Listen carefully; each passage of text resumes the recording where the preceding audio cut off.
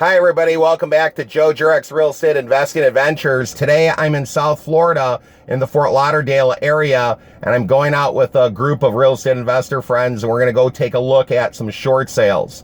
You might be asking, what the heck is a short sale? A short sale is anything but short. No, all kidding aside, sometimes people purchase a property and they owe more on it than what it's worth. So when they go to sell the property, they need to get special approval from the lender to let them sell the property short of what is owed.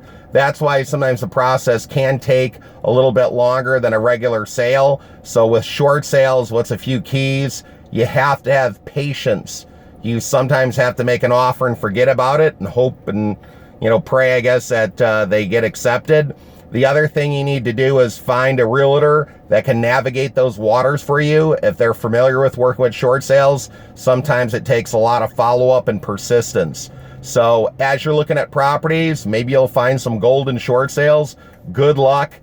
Keep on pushing forward and make those real estate investing dreams a reality. Take care. Believe and achieve. Bye-bye.